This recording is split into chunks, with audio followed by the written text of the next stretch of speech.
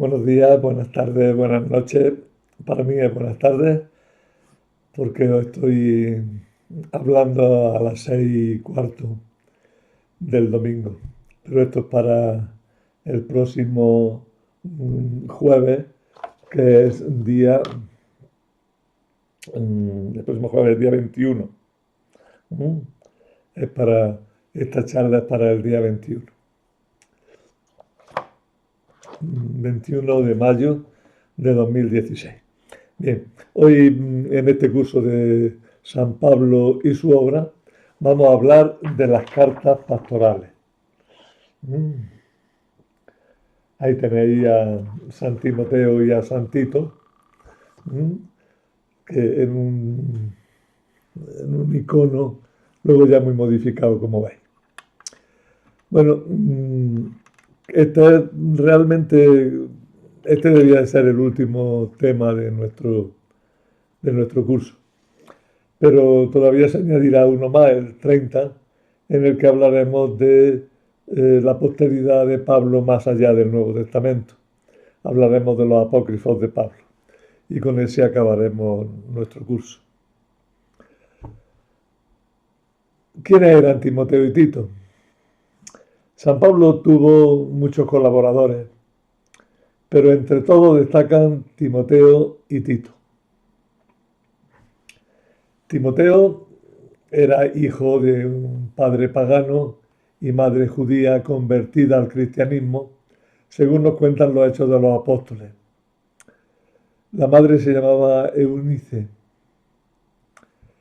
También su abuela Lois había sido cristiana y de eso nos lo afirma segundo Timoteo 1:5.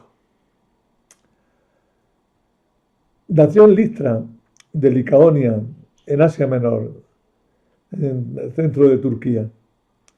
Y Licaonia significa tierra de lobos, ¿no? Lopera. Y se hizo cristiano siendo aún joven, quizá casi seguro por influencia de Pablo, según podemos ver en 1 Corintios 4:17. También, según los Hechos de los Apóstoles, Pablo lo circuncidó para no chocar con los que sabían que su madre era judía. Y podían decirle que por qué, bueno, lo hemos dicho ya algunas veces, pero insisto en ello, para ser judío hay que ser hijo de madre judía. Por eso también cuando se habla de Jesús se dice que es hijo de mujer, para decir que es humano. Hijo de madre judía era judío, pero por eso mismo tenía que cumplir la ley, tenía que circuncidarse. Y Pablo, que estaba convencido de que no hacía falta, sin embargo, para no tener líos con los demás judíos, lo circuncidó. No le sirvió de nada porque luego tuvo los mismos líos, como ya hemos sabido por el relato de su proceso, que lo acusaron a Pablo de introducir al no circuncidado en el templo. Pablo lo circuncidó, digo, para no chocar con los que sabían que su madre era judía. Y este Timoteo, pues ejerció algunos servicios eclesiásticos en su propia comunidad. En la primavera del año 50 lo vemos acompañando a San Pablo en su viaje. Es su auxiliar en Galacia, en Frigia, en Éfeso, en Acaya, en Tróade, en Macedonia, incluso en Roma. Con Pablo firma Primera Tesalonicenses, Filipenses, la Segunda Corintios, Filemón y Segunda Tesalonicenses y Colosenses. Todas esas cartas son Pablo, Timoteo, firma la carta con Pablo. El mismo Pablo decía de él: no tengo a ninguno que comparta mejor mis sentimientos. Me ha ayudado en la predicación del Evangelio, como un hijo ayuda a su padre. La tradición recogida por Eusebio de Cesarea cuenta que cuando se separó de San Pablo, se quedó como obispo en Éfeso.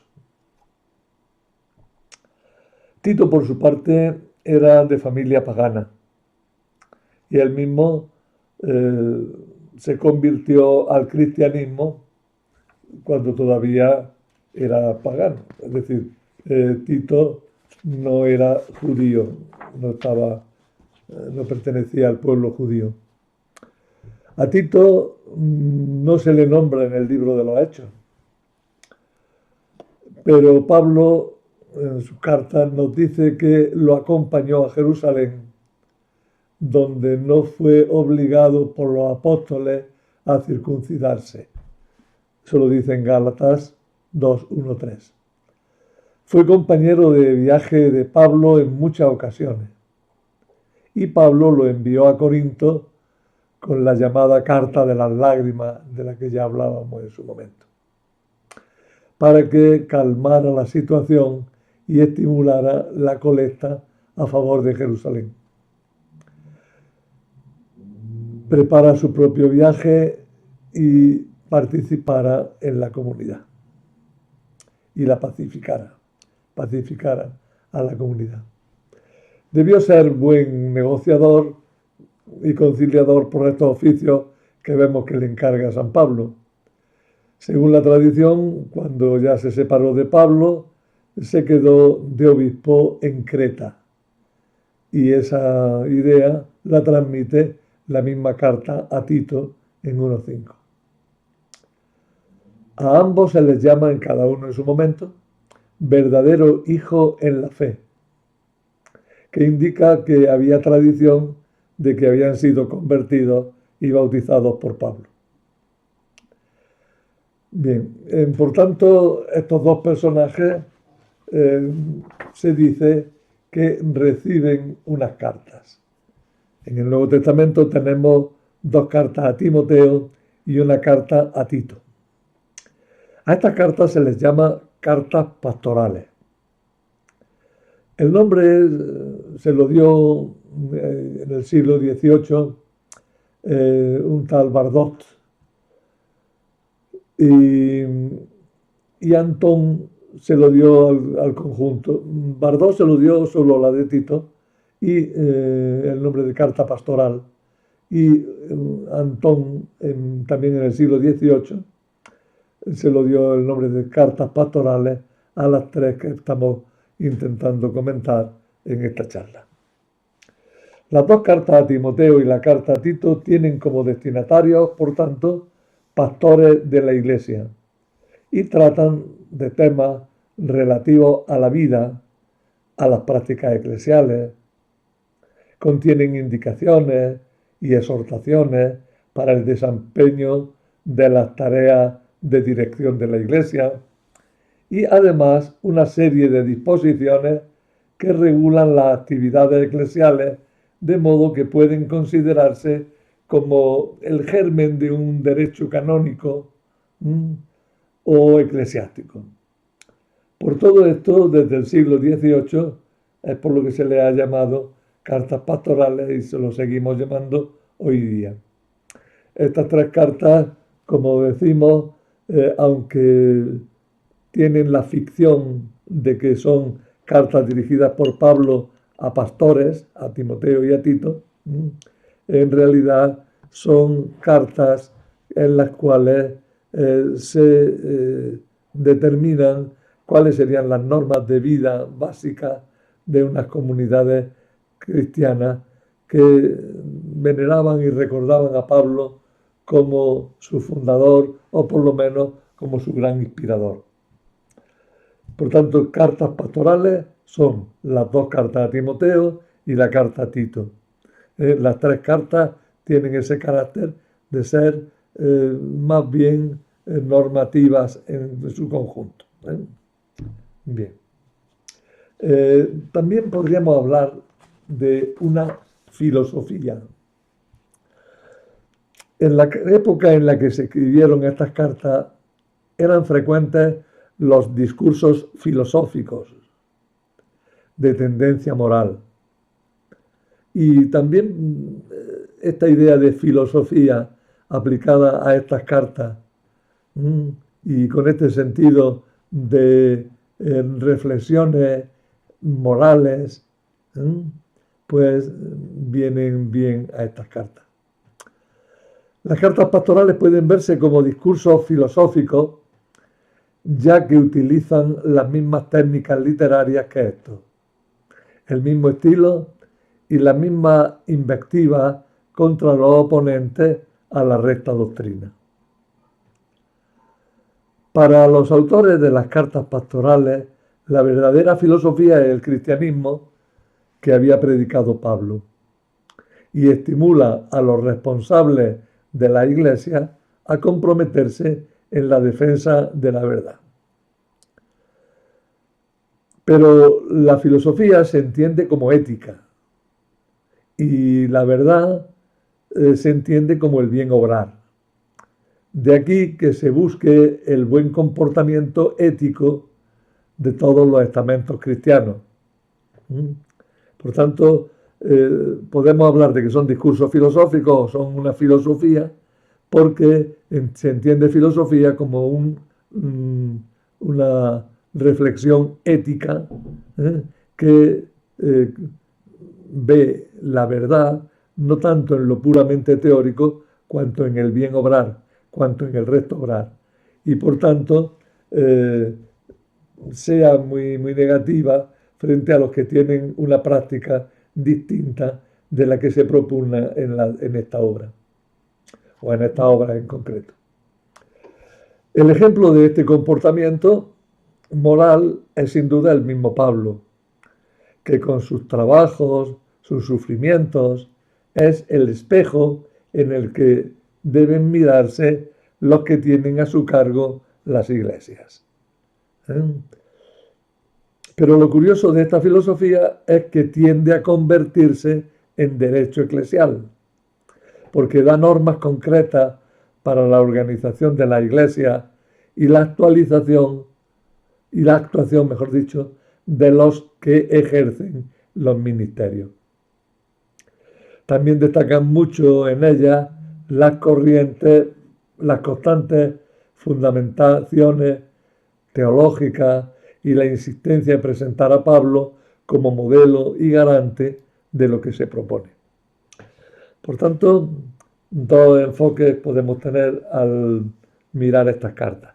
Una, verlas como una colección de normas, de prácticas, no excesivamente normalizadas o fijadas, pero sí en algunos casos muy concretas, y destinada a regular la vida de la Iglesia.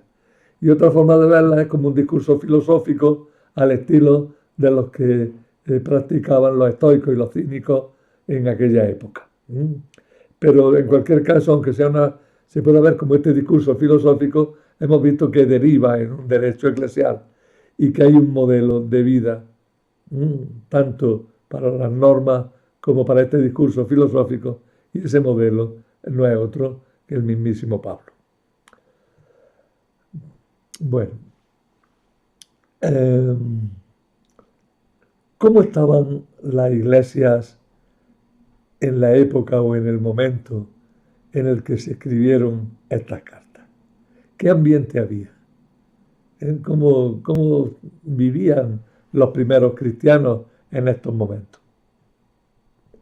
Pues mirar, estas cartas son muy importantes para conocer cómo evolucionó la organización y la vida de las primeras comunidades a lo largo de todo el siglo I y metiéndonos ya en el segundo. Tras un primer momento fundacional, a la muerte y resurrección del Señor, en el que primaba la experiencia de la libertad que trae el Espíritu Santo y la espera de la vuelta inmediata del Señor, la situación se empezó a hacer complicada. ¿Por qué? Porque apareció gente que decía cosas muy disparatadas. Se habla de que aparecieron enseñanzas que se pueden considerar totalmente equivocadas o falsas. Y en las cartas estas de Timoteo y Tito hablan en contra de estos disparates, de estas cosas que desfiguraban profundamente el cristianismo. Por ejemplo, los que pretendían que el matrimonio era ilícito, que el matrimonio era malo de por sí, ¿no? Como dice, como ataca, como contradice, ¿no? La primera Timoteo 4:3. Bueno, a raíz de todas estas doctrinas, he dicho esa nada más, pero otras muchas doctrinas sobre quién es Jesús, sobre eh, quién es Dios, sobre la necesidad de cumplir o no cumplir la ley. Todas estas cosas influyeron mucho en esta época, ¿no? Y hubo disgustos y conflictos en las comunidades, hubo presión, persecución por parte de los judíos y de los paganos, y la esperanza de una vuelta inmediata de Jesús se fue disipando, viendo que no venía. Y por tanto, que esa esperanza había que reinterpretarla y había que verla de otra manera. Todo esto provocó la necesidad de destacar menos la libertad y la acción del Espíritu Santo en cada uno y de organizarse como comunidades estables y velar por la recta doctrina, de modo que se evitaran escándalos, provocaciones y se pudiera vivir de una manera, como dice en una de ellas, sobria, honrada y religiosa, esperando ya sin urgencia la vuelta del Señor. Es una frase que leemos todos los años en la misa de Nochebuena, ¿no? Enseñándonos a vivir una vida sobria, honrada y religiosa, esperando la venida del Señor. Pero esa espera de la venida del Señor ya con paz, con tranquilidad. Tanto que en la noche de Navidad la frase parece que se refiere más bien a la celebración del nacimiento. Pero no, en el original la espera de la vuelta del Señor es fundamental para el cristiano, aunque tengamos que ver la forma de interpretarla que haya habido a lo largo de los siglos. Y de eso hablamos cuando hablábamos de las cartas a los tesalonicenses.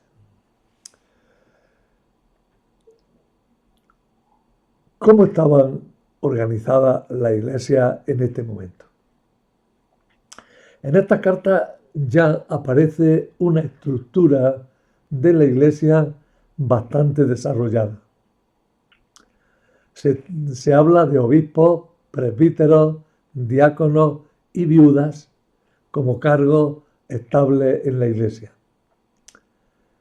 Sin embargo, desaparece la rica variedad de funciones que nacían de los carismas en todos los fieles y de las que hablaban las cartas a los Corintios y también en Efesios. O sea, mirad, en un primer momento se ve la efusión del Espíritu, la libertad que eso provoca, la euforia que nace de ese encuentro.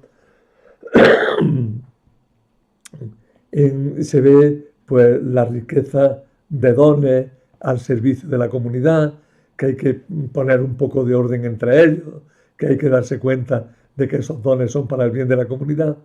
Pero conforme va pasando el tiempo, toda esta euforia, toda esta riqueza de cargos, pues se viene un poco abajo.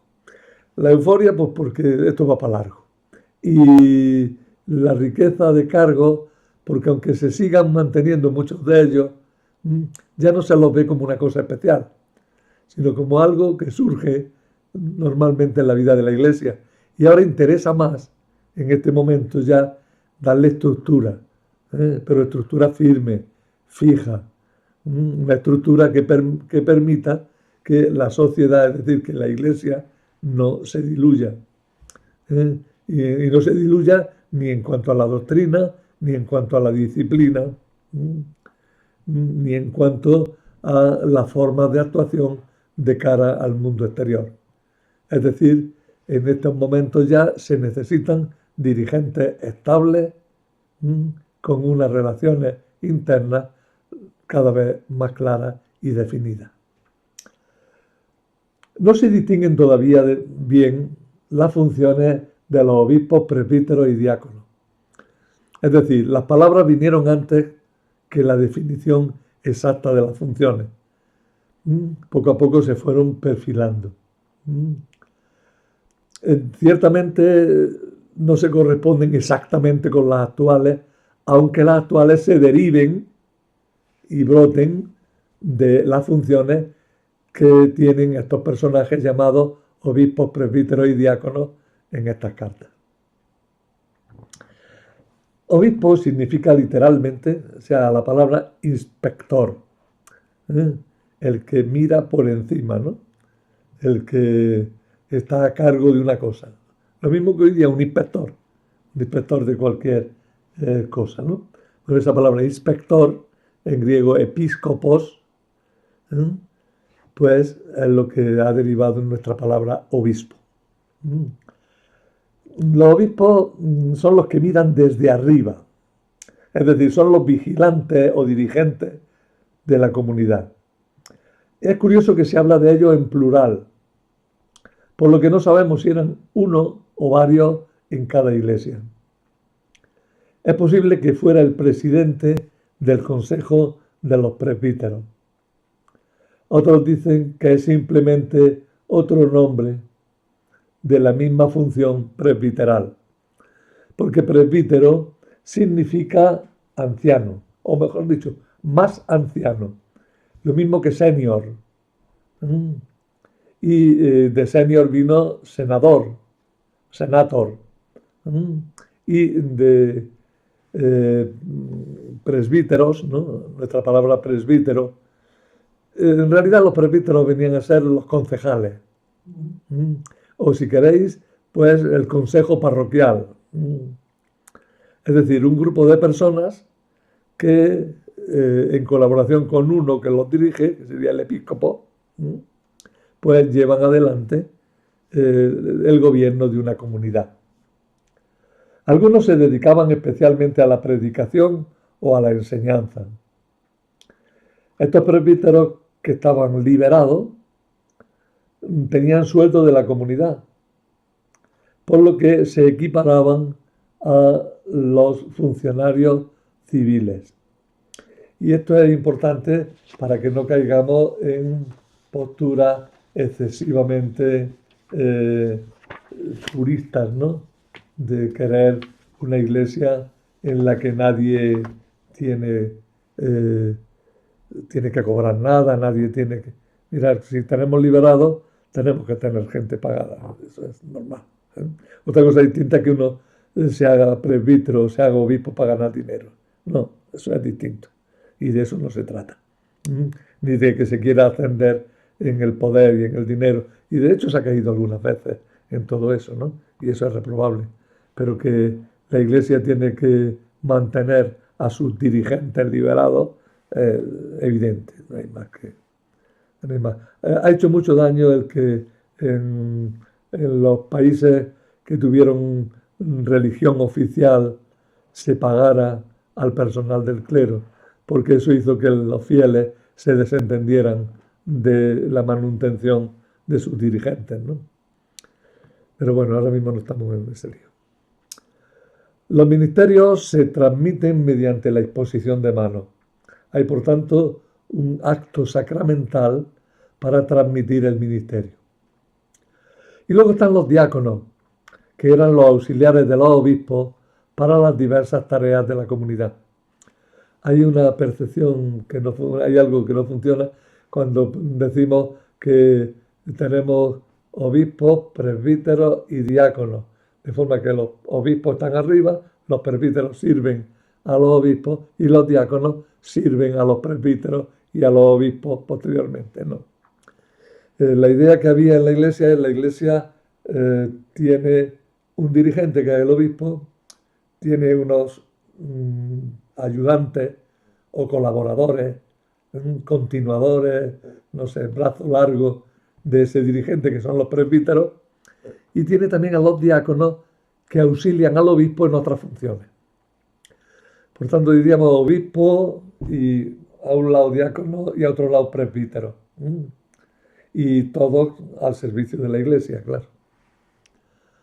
Y por último estaban las viudas que actuaban como auxiliares en la vida de la comunidad y se dedicaban especialmente a la oración.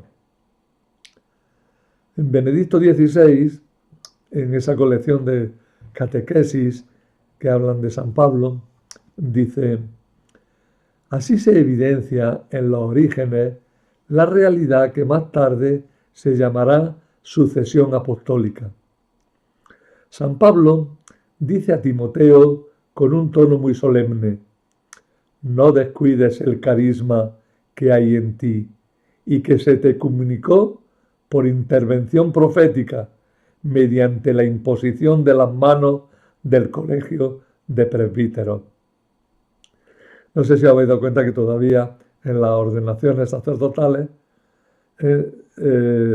le imponen las manos al que se está ordenando no solo el obispo, sino todos los presbíteros que están asistiendo. Esa costumbre ya está atestiguada aquí en la carta a Timoteo, ¿no? No descuides el carisma que hay en ti y que se te comunicó por intervención profética mediante la imposición de manos del colegio de presbíteros.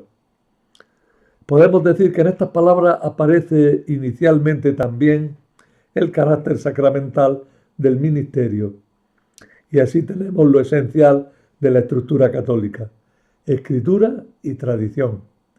Escritura y anuncio forman un conjunto, pero a esta estructura, por así decir, doctrinal, debe añadirse la estructura personal, los sucesores de los apóstoles como testigos del anuncio apostólico. Eso lo dice Benedicto XVI en estas catequesis que tuvo sobre Pablo y su obra. Las podéis ver en Vatican Va, en la sección de audiencias, pero también las tengo reunidas en un folleto, en un librito digital, que lo he mandado alguna vez y que si alguien lo necesita, pues me lo puede pedir. De todas maneras, ya os digo que es sencillamente poner de forma fácil la lectura de algo que podéis encontrar también con facilidad en Vatican Va, en la web del Vaticano, en la sección dedicada a Benedicto XVI, en la sección a su vez dedicada a la audiencia. Bueno, ¿quién es el autor de las cartas pastorales? Son muchos los argumentos en contra de que Pablo sea el autor de estas cartas. Históricamente es imposible coordinar los datos de Hechos de los Apóstoles y los de estas cartas, por lo que éstas se habrían tenido que escribir en una época posterior a lo que se narra en los Hechos de los Apóstoles. Precisamente por eso los que defienden la autoría paulina, es decir, que la escribió Pablo, se ven obligados a aducir que en estas cartas se supone que Pablo volvió a Oriente después de su prisión en Roma, pero en Hechos de los Apóstoles se supone que no volvió. Además, su plan era ir a Occidente, a España, según Clemente Romano, y eso es lo que habría hecho. Es verdad que la noticia que da Clemente parece depender de la carta de San Pablo a los romanos, pero quedaría en pie que Clemente no conocía una vuelta de Pablo a Oriente después de su prisión en Roma. En cualquier caso, el brusco final de Hechos de los Apóstoles parece indicar que Pablo fue condenado en el juicio romano y por tanto no hubo más viajes. El segundo argumento es de tipo lingüístico. La lengua de estas cartas tiene en muchas secciones muchas diferencias con la de las cartas que no podemos negar su autoría a San Pablo, de las cartas que llamamos auténticas, sobre todo en lo más significativo a la hora de ver el habla de una persona, en el uso de las preposiciones y de las conjunciones. Parece que dos particulitas tan pequeñas tienen poca importancia y sin embargo pues determinan el habla de una persona. Según cómo la utilice, pues así podemos juzgar que una obra le pertenece o no. En tercer lugar, la imagen de la Iglesia no corresponde a la de la época de Pablo. Las instrucciones de la Iglesia, las instituciones de la Iglesia, estaban ya muy desarrolladas y había una gran preocupación por la recta doctrina y muy poca tensión escatológica. Es decir, bueno, ya vendrá el Señor no viene inmediatamente, como decían las cartas a los tesalonicenses, ¿no? Aquí en esta época ya, bueno, ya vendrá, sí, ya vendrá, pero veremos a ver cuándo. Sin embargo, la cantidad de detalles personales que aparecen en estas cartas y el estilo de algunos pasajes determinados son muy difíciles de explicar si Pablo no es el autor. Entonces tenemos que, parece que no, y luego hay cosas que parece que sí. ¿Cómo solucionamos esta aparente contradicción? Pues para solucionar el problema, muchos piensan que el autor era un discípulo de Pablo que recurrió al autor del apóstol para solucionar los problemas que se daban en las comunidades cuando ya Pablo había desaparecido. Para ello es posible que incluso utilizara fragmentos de escritos ocasionales enviados por Pablo en circunstancias que desconocemos. Es también probable que el discípulo utilizara recuerdos de los apóstoles y recuerdos en concreto de Pablo para ponerlo como modelo de un buen dirigente de la Iglesia y para responder con la autoridad de su ejemplo y su enseñanza a determinadas cuestiones nuevas que se iban planteando en las comunidades. Comunidades que él había fundado y que estaban bajo la influencia de su enseñanza y que se remitían a Pablo como el referente de su vida cristiana y de su fe en Cristo.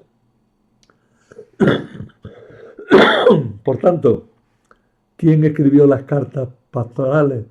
Pues probablemente discípulos de Pablo que en ocasiones no solo utilizaron recuerdos y tradiciones de Pablo, sino que es posible que incluso utilizaran algunos escritos, algunos trozos, algunas notas que Pablo habría enviado a las diversas comunidades. Pero ya digo, lo más fácil es que fuera un discípulo o algunos discípulos, en cada caso, de Pablo en comunidades ya muy evolucionadas. ¿De qué tratan las cartas? Las tres cartas se presentan como una serie de exhortaciones a Timoteo y Tito para que desempeñen bien su cargo. Pero mientras primera Timoteo y Tito aparecen como una serie de constituciones basadas en las enseñanzas de Pablo para organizar correctamente la Iglesia, la segunda carta a Timoteo tiene un carácter especial. Presenta a Pablo como modelo a imitar por los pastores de la Iglesia. Por tanto, podríamos decir, primera Timoteo y Tito tienen más presente a las comunidades. Segunda Timoteo tiene más presente a los dirigentes. Se inculcan en ambos casos los deberes de una vida religiosa, honrada a todos los fieles. Importa mucho la dignidad personal, la buena fama, sobre todo la de los dirigentes. Preocupan los posibles abusos y desórdenes internos en las comunidades. Un problema que tuvieron los primeros cristianos es que aunque la sociedad romana de esa época había un comportamiento inmoral bastante generalizado en todos los órdenes, había mucha corrupción en todos los órdenes. Sin embargo, ideológicamente eran lo que diríamos muy puritanas y tener buena fama era muy importante. De modo que si los dirigentes de las comunidades y los mismos miembros de las comunidades tenían comportamientos que les quitaran la fama, tenían comportamientos reprobables, pues pasaba también como ahora, ¿no? que eso se les echaba en cara y venía en detrimento de la credibilidad de la misma doctrina que se estaba predicando. Por eso se dan instrucciones muy detalladas sobre el obispo. Por ejemplo, estas, que las leo. En 1 Timoteo 3 dice, conviene que el obispo sea irreprochable, marido de una sola mujer, sobrio, sensato, ordenado, hospitalario, hábil para enseñar, no dado al vino ni amigo de reyertas, sino comprensivo, que no sea agresivo ni amigo del dinero, que gobierne bien su propia casa y se haga obedecer de sus hijos con todo respeto. Pues si uno no sabe gobernar su propia casa, ¿cómo cuidará de la iglesia de Dios? Que no sea alguien recién convertido a la fe, por si se le sube a la cabeza y es condenado lo mismo que el diablo. Conviene además que tenga buena fama entre los de fuera, para que no caiga en descrédito ni en el lazo del diablo. Habéis dado cuenta a lo largo de todo el trozo, que es un poquito largo, la insistencia en la buena fama, en el ser irreprochable. Instrucciones muy semejantes a estas que se dan para el obispo se dan a continuación sobre los diáconos, sobre las mujeres y en especial para la viuda. Se recogen así en estas cartas materiales que se usaban en las comunidades para regular la propia vida y organización como resúmenes de deberes domésticos o ejemplos de Pablo para ser imitados por todos los dirigentes de las comunidades. Pero junto a este buen comportamiento y esta buena fama, también hay una preocupación muy seria y muy importante por la recta doctrina. En un primer momento, cuando la iglesia empezó a funcionar, no hubo problema con la doctrina, que se anunciaba que Cristo había resucitado, que Cristo nos había salvado, que nos había librado de nuestros pecados y que había de volver para establecer el reinado de Dios definitivo. Pero claro, cuando la cosa ya se fue serenando, bueno, pero ¿qué crees tú? ¿Cuál es tu doctrina? ¿Cuál es tu fe? ¿No? Y fue apareciendo la preocupación por la recta doctrina. Aparece en las cartas pastorales una gran preocupación por esta buena doctrina. Frente a la difusión de doctrinas erróneas que perturbaban la vida de las comunidades. En las 3 cartas hay en segundo plano una polémica en contra de unos herejes perturbadores y en primer plano hay una exhortación a ejercer el ministerio correctamente.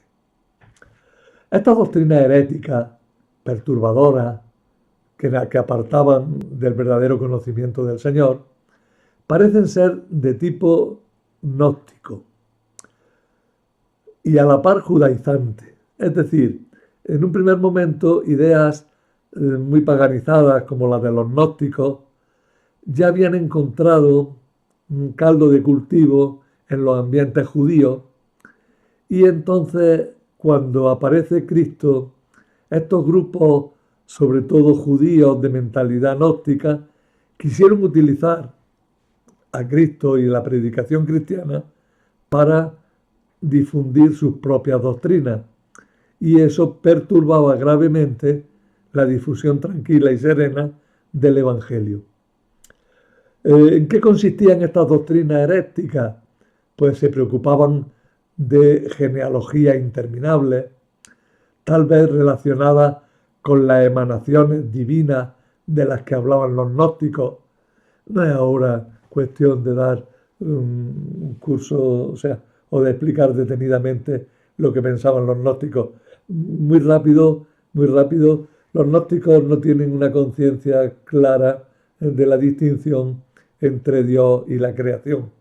Y entonces para establecer una relación entre Dios y la creación, pues establecen una serie de emanaciones divinas que se van degradando hasta llegar a la creación. La salvación para la creación, la salvación para el mundo material, para el mundo en el que vivimos, es retroceder en ese camino de las emanaciones para llegar a Dios. Pero esto cada autor gnóstico lo interpretaba y lo decía de una manera, y ahora no podemos retrasarnos mucho en esto. Lo que sí también quiero decir es, en definitiva, los gnósticos consideraban que la materia era mala. Y había una tendencia también a identificar al Dios del Antiguo Testamento con un Dios malo, mientras que el Padre de nuestro Señor Jesucristo sería un Dios bueno, que nos habría sido dado a conocer solamente por Jesucristo, que se habría opuesto al Dios malo. Como veis, el cacao mental, por decirlo de una forma vulgar, la confusión mental que existía en esta época era capaz de destruir una fe cristiana serena, sensata y auténtica, ¿no? Y por tanto preocupó mucho a los pastores y a los fieles cristianos de los primeros momentos. También eran mucha importancia, había muchas cuestiones sobre la ley de Moisés, sobre la ley judía. También algunos prohibían el matrimonio porque daba lugar a nuevas criaturas malas. La obligación de abstenerse de determinados alimentos. Y entre otras cosas tal vez prohibían el alcohol. Ahora voy a decir una cosa sobre eso. Además, al menos algunos sostenían que la resurrección ya se había realizado y sus seguidores la enseñaban de casa en casa y eran bien acogidos por algunas mujeres ansiosas de novedades, dicen las cartas. Bueno, eso de mujeres chismosas ha sido un tópico degradante para la mujer que ha habido a lo largo de los siglos, no solo en el cristianismo obviamente, sino en todo el mundo en general, ¿no? Que gracias a Dios pues se va superando. Orden y división de las cartas pastorales. El orden actual de las cartas de Pablo se basa en su extensión. Por eso encontramos esta secuencia. Primera Timoteo, que es la más larga, Segunda Timoteo, que es un poquito más corta, y Tito, que es la más breve. Sin embargo, el hecho de que el saludo de la carta a Tito sea muy amplio, tiene 65 palabras, nos llega a pensar que esta carta a Tito es la primera del grupo. Entonces, la segunda a Timoteo se presentaría como un testamento de Pablo, por lo cual debe ser la última. Confirma este orden la semejanza de Primera Timoteo con Tito y la carencia de auténtica despedida en Primera Timoteo, que se queda así en el centro de las tres cartas. El orden de escritura, el orden pretendido inicialmente, pues lo más probable es que fuera Tito, Primera Timoteo y Segunda Timoteo. Y ya os he dicho antes, e insisto, que la Primera Timoteo y la carta a Tito tienen una relación bastante fuerte, mientras que la segunda carta a Timoteo pues tiene ese carácter de testimonio, de testamento paulino, que ya va un poco en una dirección distinta en algunos temas. De aquí concluimos también que las tres cartas actuales tienen una fuerte unidad de temática y de ideas, y que probablemente fueran compuestas por un mismo autor. Aunque algunos dicen que el autor de Tito y Primera Timoteo y el de Segunda Timoteo pues sería distinto. En cualquier caso, pues también podríamos decir que o bien fue un solo redactor, pero que había un conjunto de personas, un equipo, que en definitiva sería el responsable de estas cartas. Y ahora quisiera destacar unas cuantas cosas. Y el tema podría extenderse más, podríamos hablar de algunos problemas que ya no me van a caber en la hora, pero quiero hablar de dos temas muy concretos. La frase marido de una sola mujer. Se dice que el obispo y que los presbíteros y que los diáconos tienen que ser maridos de una sola mujer. A los tres se les exige esa condición. Dado que no estamos en un contexto social de poligamia, la frase ha resultado desconcertante. Si estuviéramos en un contexto de poligamia, pues bueno, sí, los obispos, presbíteros y diáconos no pueden ser polígamos como los demás, ¿no? Pero no en el ambiente donde se escribe la carta, es un ambiente claramente monogámico, ¿no? Y no hay indicios ninguno de poligamia. Pues la frase resulta desconcertante. Muchos la han entendido en un sentido de castidad y fidelidad matrimonial, que vendría a ser como una disminución de la idea anterior, ¿no? Hombre, que no sean unos libertinos, que no sean personas que son infieles y viven en relaciones de adulterio. No, esa sería parecida a la idea de la poligamia, pero ya con una institución que la prohibía, ¿no? No, pero tampoco parece que sea ese el contexto. Pero hay una cosa que nos puede ayudar y es que a las viudas se les exige ser mujeres de un solo marido. Y eso nos da la clave. Se trata de haberse casado una sola vez, aunque haya fallecido el cónyuge, no haber vuelto a contraer matrimonio. Por tanto, marido de una sola mujer quiere decir que no sea un hombre que se ha casado varias veces sucesivamente por muerte del cónyuge, ¿no? Es que, y esto se explica bien por la doctrina, lo podemos ver también claro, por la doctrina matrimonial de las iglesias orientales que llega hasta hoy. Y sabemos la reticencia que estas iglesias de Oriente cristiano tienen a la segunda nupcia en general. Y a las terceras ya, y más de las terceras no puede ser. De ahí que no se pueda ordenar a quien se ha casado dos veces sucesivamente. Y que no se permita el segundo matrimonio a los dirigentes de la iglesia.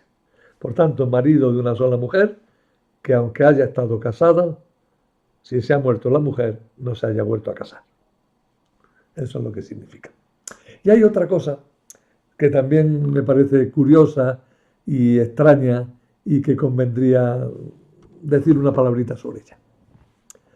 En 1 Timoteo 5:23 nos sorprende de pronto una norma que parece fuera de contexto y además de un decir, ¿y esto a qué viene? Dice así: no bebas agua, toma un poco de vino a causa de tu estómago y de tus frecuentes indisposiciones. Y luego sigue hablando. ¿A qué viene esto? ¿Es un mero concepto? ¿Es algo de autoayuda? ¿Es un consejo médico de estos a los que estamos tan acostumbrados y que nos damos continuamente? Pues a mí me han sentado muy bien estas pastillas. ¿Por qué no te las tomas tú? Bueno, pues porque a ti te han sentado muy bien, pero a mí me sentarían muy mal, ¿no? Suena un poco a eso, ¿no? El verso interrumpe una instrucción sobre lo que se ha de hacer antes de imponer a alguien las manos y recomendar a Timoteo que se mantenga puro sin mancharse con pecados ajenos. Y después, en el verso 24, después de este inciso, continúa con el tema de los pecados ajenos.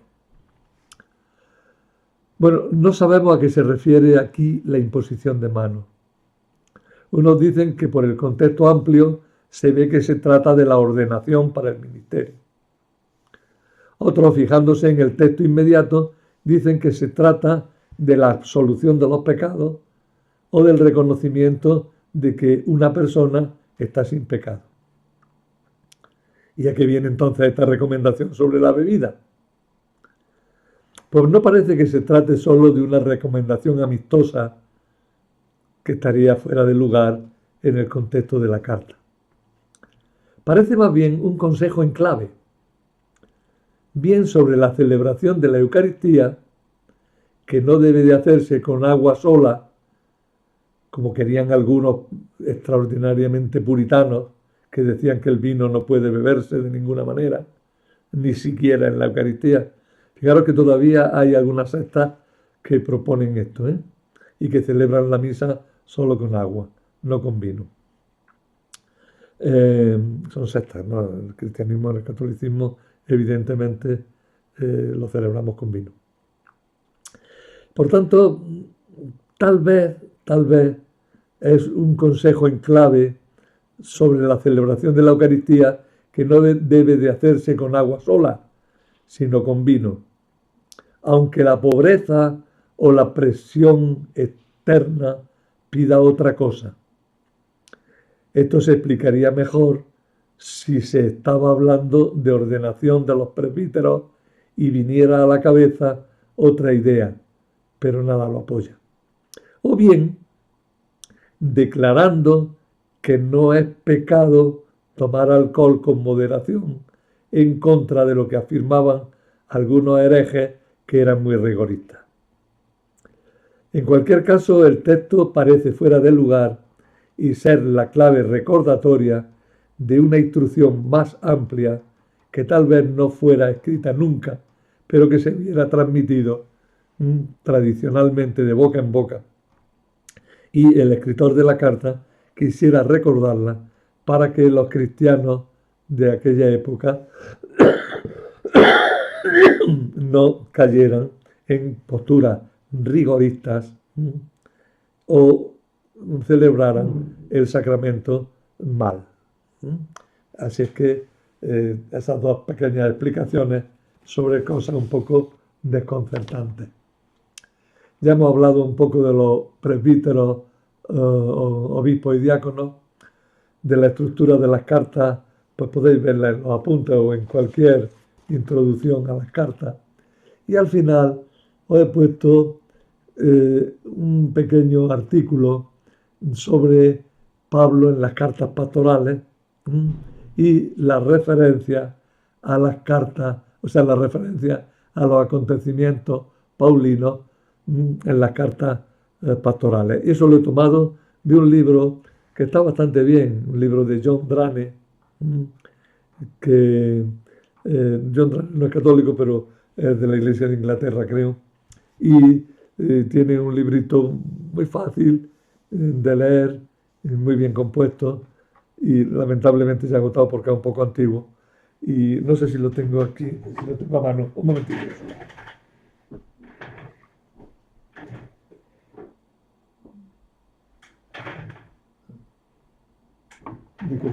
Disculpadme, no lo veo a primera vista. Tiene que estar ahí, pero no lo veo a primera vista. Y no es cuestión de ponerse a buscarlo. Es de John Drane, un libro sobre San Pablo.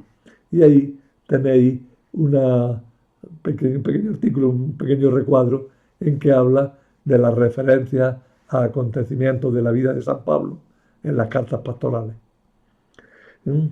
Y ya está. Luego, alguna otra pequeña cosa que pueda haber, la podéis ver en los apuntes tal como están. Como decía, con esto hemos presentado fundamentalmente al Pablo que nos presenta el Nuevo Testamento. Hemos hablado de Pablo siguiendo la línea de los Hechos de los Apóstoles. Hemos ido viendo los diversos escritos de San Pablo y con estas cartas que son prolongación de los escritos paulinos, que serían la carta a los Colosenses, la carta a los Efesios y las cartas pastorales, pues tendríamos ya completa nuestra visión de San Pablo. El caso de la segunda carta a los Tesalonicenses es distinto del de esta, y el caso de la carta a los Hebreos también es muy, muy diverso, porque la carta a los hebreos es claramente de un autor distinto a San Pablo. Quizá mereciera ella sola un curso de estos que estamos dando, pero la verdad es que no me siento con mucha fuerza, al menos en este momento. Y me acuerdo muy especialmente en este momento de don Francisco de la Torre, ¿eh? Buen compañero y buen conocedor también de la carta a los hebreos, que la había estudiado muy a fondo con el padre Banois, que fue luego cardenal, y que le gustaba siempre hablar de esta carta porque le había entusiasmado su estudio. Bueno, valga esto para recordar a un buen amigo y a un buen conocedor de la Sagrada Escritura. Y nada más. El próximo día hablaremos de los libros apócrifos referentes a San Pablo. Y nada más. Hasta el próximo día.